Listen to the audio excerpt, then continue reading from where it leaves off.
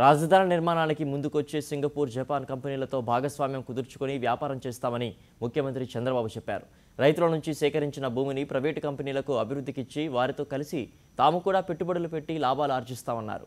అందుకోసం అమరావతి డెవలప్మెంట్ కంపెనీని ఏర్పాటు చేస్తామన్నారు. ఈ పెట్టుబడులు ఎంత పెట్టాలి, ఏ నిష్పత్తిలో వ్యాపారం చేయాలనే దానిపై చర్చిస్తున్నట్లు తెలిపారు. సింగపూర్ ప్రభుత్వ కంపెనీలు ఇలా టౌన్షిప్లు కట్టి లాభాలు సాధించాయని, సింగపూర్లోని తమాసిన్ కంపెనీ ఇదే తరహాలో 7 లక్షల కోట్ల టర్నోవర్ సాధించిందని తెలిపారు.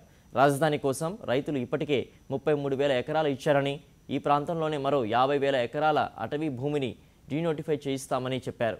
ఈ 83,000 ఎకరాలను ప్రైవేటు కంపెనీలకు అభివృద్ధికిచ్చి అందులో తాము పెట్టుబడులు పెడతామన్నారు. వచ్చే లాభాలను పంచుకుంటామని, రియల్ ఎస్టేట్ కంపెనీలాగే పనిచేస్తామని తెలిపారు. 2018 నాటికి పోలవరం నిర్మాణాన్ని పూర్తి చేస్తామన్నారు. మచిలీపట్నం పోర్టు నిర్మాణానికి అవసరమైన భూములను భూసేకరణ ద్వారా తీసుకోవడానికి డబ్బు లేదన్నారు. రాజధాని శంకుస్థాపన కార్యక్రమం దసరా పండుగలా జరగాలని సీఎం చంద్రబాబు అన్నారు. జీఏ కమిటీతో సమీక్ష నిర్వహించారు. శంకుస్థాపనకు ప్రధాని వస్తారని మాట ఇచ్చారని కూడా చెప్పారు.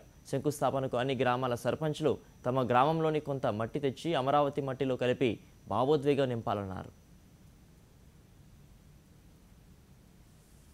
విలేజ్ అన్ని యాజ్ ఇట్ ఈజ్ ఉంటాయి. వాళ్ళ ల్యాండ్ పోయిన వాళ్ళందరికీ టౌన్ చుట్టూరు ల్యాండ్ ఇస్తే, ఒక టౌన్షిప్లో వచ్చేస్తే ల్యాండ్ వాల్యూ విపరీతంగా పెరుగుతుంది.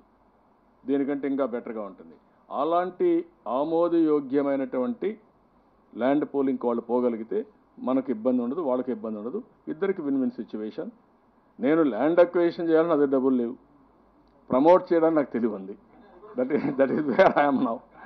ల్యాండ్ ఓనర్స్కి అందరికీ వాళ్ళ ల్యాండ్ మళ్ళీ డెవలప్ చేసి వాళ్ళకి నేను ఇప్పుడు ఉదాహరణ ఒక 8,000 ఎకరాలు 10,000 ఎకరాలు వస్తుంది.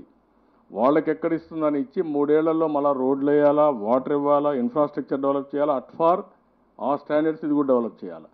డెవలప్ చేసినప్పుడు వీళ్ళ వాల్యూ పెరుగుతుంది, వీళ్ళు కూడా అమ్ముకోవచ్చు, 2 వీళ్ళు కట్టుకోవచ్చు.